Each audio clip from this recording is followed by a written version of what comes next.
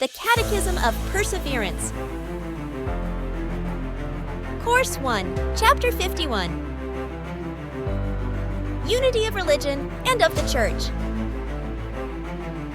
Question: what conclusion must we draw from this first part of the Catechism? Answer: from this first part of the Catechism, we must draw this conclusion, that religion, whose children we are, goes back to the beginning of the world, and that it has always been one and the same, although not at all times as fully taught as at later periods. Question: how do you show in a few words that religion has always been one and the same?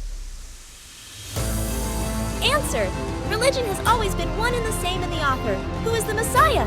Whether expected or already come, Jesus Christ has ever been the foundation of religion. External salvation was never at any time possible except through him. Question: has religion been always one and the same in her doctrine?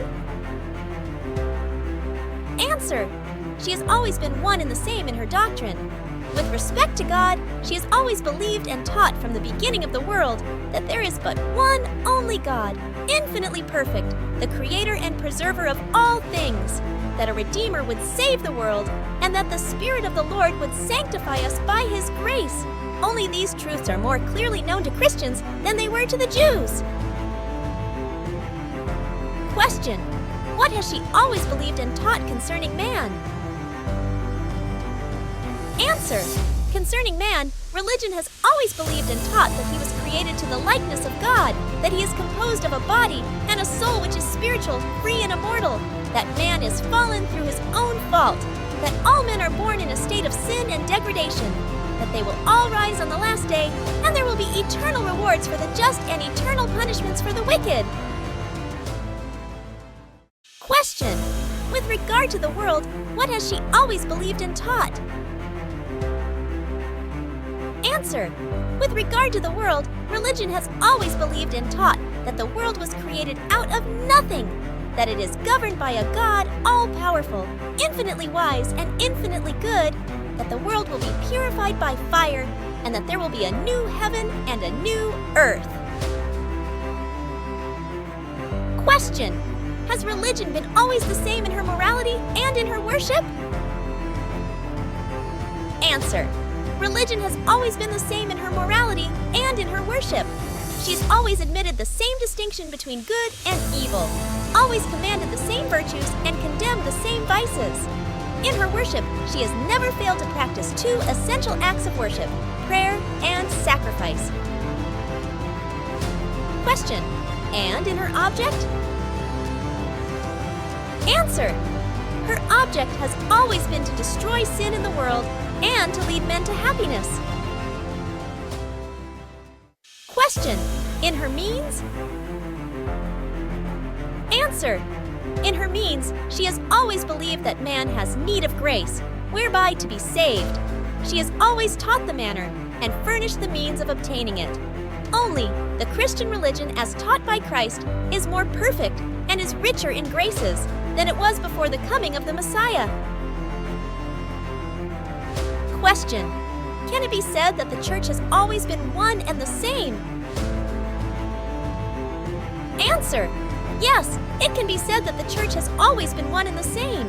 In order to protect religion and to teach it to mankind, an exterior, visible, and perpetual society was necessary.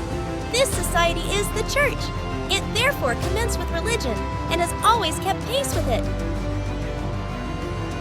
Question: how do you explain this truth? Answer: we find the Church existing at every period, from the beginning of the world.